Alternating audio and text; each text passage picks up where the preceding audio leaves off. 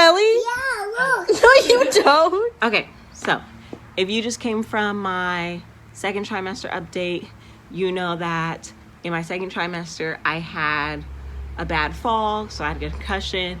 I had a really bad tooth infection. I had a root canal, and at 28 weeks, I had root canal and temporary crown, but was still having some pain. But that at 28 weeks is when I was able to meet with this wonderful doctor, wonderful dentist who listened to me. And, you know, we kind of went through options of what can be done while I'm pregnant, what has to wait till after I'm pregnant, but mainly like what can be done to make sure I feel better and make sure that, of course, like this infection that I have is not going to spread to the baby. And we landed on I think it's called a gummectomy. So I had to get a portion of the gums in the back of my mouth removed. And when I had that was 29 weeks. And when I had that done, I also got my permanent crown on my root canal tooth the same day. But when they cut into the gums, there was so much pus coming out, like they had finally found the actual abscess of the infection that had been causing me pain for all these weeks. And up until this point, every dentist had been telling me that it was my upper wisdom tooth, but it turns out it was in my bottom wisdom tooth.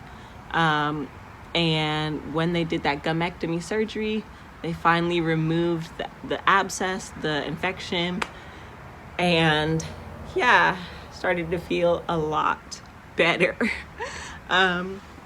So 29 weeks, of course, I had soreness. I had like some restrictions as to what I could eat because I had just had like a minor little surgery in my mouth.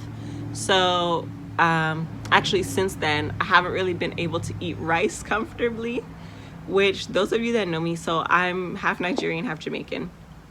But Nigerian food, like I grew up on rice, and rice is like a big part of my diet. You know, these days I try to put in some quinoa and stuff, but even that, I can't eat anything like grainy or it will get stuck in like the, I guess, flaps that are left from where my gum was cut. And it's actually pretty painful when that happens, when stuff is like stuck in that area. So yeah, I've been struggling to eat some days just based on like the restrictions, and mind you, like still being pregnant, having cravings, having things I want to have and can't necessarily have them. And also, even though like the infection was removed, I do still have to do a warm saltwater rinse, gargle, whatever, in my mouth at least like once a day, if not twice a day. And then pretty much after every time I eat, I have to like swish some water around to make sure nothing is stuck in that area. But for now, it's mainly just like keeping that area as super clean as possible until after the baby is born, because I will eventually have to get all my wisdom teeth extracted. Right now I have all 4. We're gonna see if I have 4 after the baby arrives. And I finally can like see an oral surgeon that is not afraid to touch me because I'm pregnant. And yeah, it's gonna be a ride, which I do anticipate there will still be a little bit of difficulty figuring stuff out because I do nurse my babies. So even with nursing, there's still probably gonna be like certain medications they want to try and avoid, or I'll have like to pump and dump for a day or 2 after surgery, which means hopefully this baby will take bottles for that time, because my second, Blossom, did not take bottles at all. So yeah, if I had this situation when she was a newborn, we would be in a world of trouble. But yeah, so basically my time living at the dentist for now ended around 29 weeks, and I'm gonna have a bunch of teeth extracted in my postpartum time.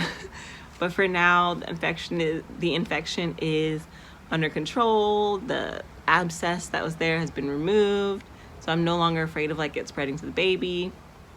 But yeah, and then around 29 weeks also, Blossom got to a point where like she is now only nursing maybe like once every other day, sometimes once every 2 days. So that has been nice. So she didn't fully wean in my second trimester, but she has slowed down a lot. And it could not have come sooner because started getting some really strong contractions sometimes.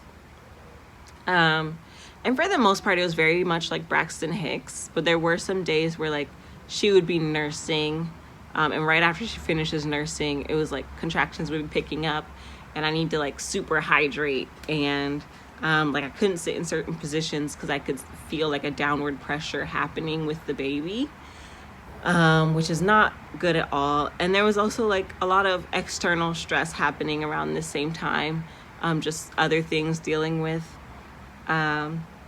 So 29 weeks was a little rough for me, just because my mouth was healing, and I was getting these contractions, but I was at least able to get a little more sleep that week because I was taking some good pain meds, and Blossom had slowed down on the nursing. So I got a little more sleep and actually started to feel a little more energy at week 29, which is kind of backwards because I was tired my whole second trimester and then starting to feel energy in the third trimester. But I really, really do attribute that to Blossom slowing down with the nursing, because I have found in my experience, pregnancy is not as tiring as nursing. Like nursing is just extremely draining on my body personally. So being able to slow down a little bit with that gave me some energy back. But yes, so that was week 29, and I'm gonna go ahead and record week 30 right now. So I will still be wearing the same shirt in my 30-week update. But thank you for watching. Subscribe if you're not already subscribed. Hit that bell notification so you don't miss a thing, and comment down below. Thanks for watching.